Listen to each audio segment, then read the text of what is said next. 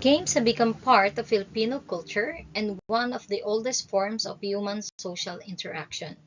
Games were important as cultural and bonding events and as teaching tools. The traditional Filipino games or the Larong Pinoy are very much alive in the Philippines. These are games commonly played by children, usually using native materials. Some games are played or held during town fiesta in the provinces.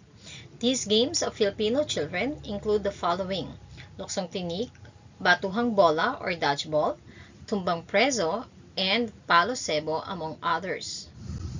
Name some games you usually play during your free time. Are these games the same with the games in the pictures? Now, let's look at these pictures. Are you familiar with them? What can you say about it? Are you playing these games? Did you enjoy playing it? What do you call them?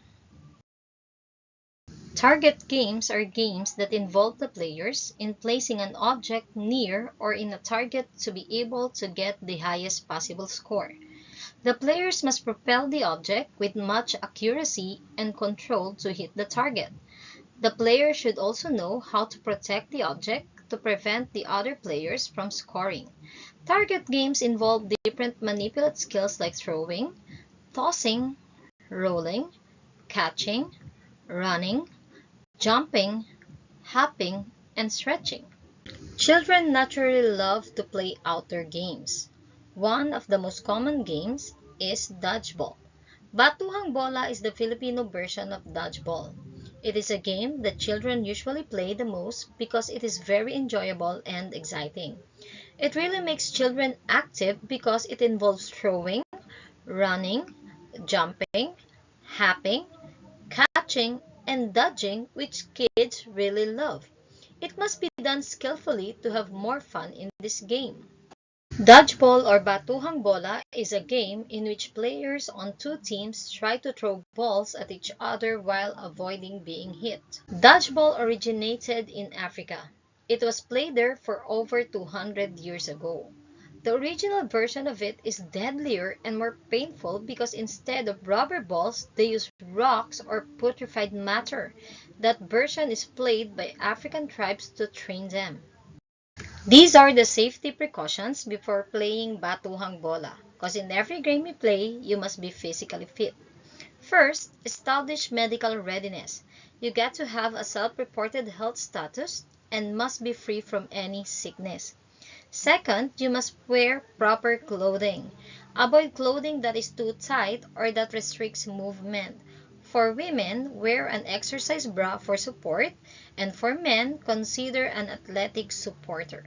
These are the skills needed in the game: throwing, running, jumping, hopping, catching, and dodging. Now, let's learn how to play Batuhang Bola. These are the mechanics of the game. 1. To play Batuhang Bola, you must first gather two teams and get a ball. 2. Players play in front of the end line. Each of them must have a space behind them, 5 meters. When the player is out, they go and play behind the other team. In order to get back in, they have to hit an opponent. And 3, the first team should stand in the middle of the court, while the second team should be divided into two and should stand at both sides of the first team. Then, the second team should hit the players of the first team. If the second team could hit a player in the first team, that player is out. If that player catches a ball, his team will gain a life and can be used to revive another player or be used to continue to play on if the ball hits him or her.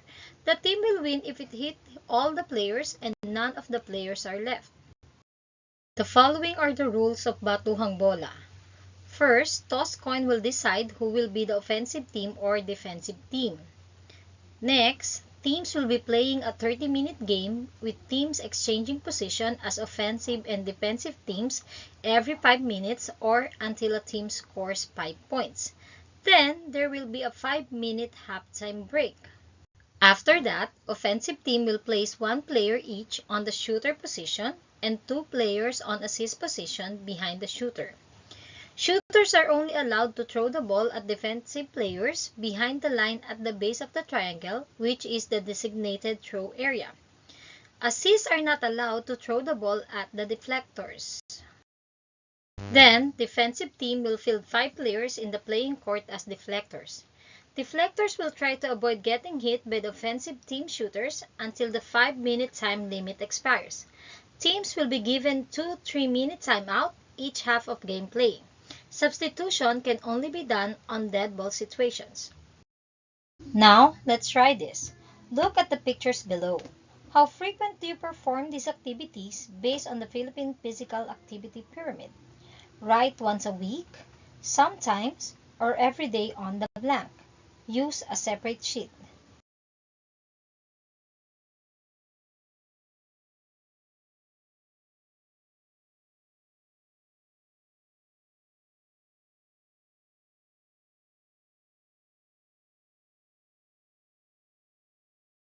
Well done! Your answers will be checked by your teacher. Now, let us do the following activities. Ask a member of the family to help you execute the skills. Do all these skills for 8 times. Enjoy! Let us do an additional activity. Identify what skill is used in doing household chores. Look for your answer on the box and write it down on a space below each picture.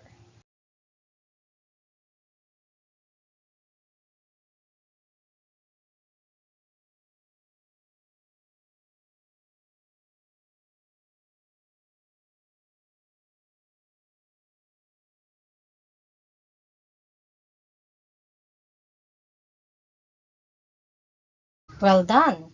Your teacher will check your work. Great job, kids! You finished another lesson. Thank you for watching.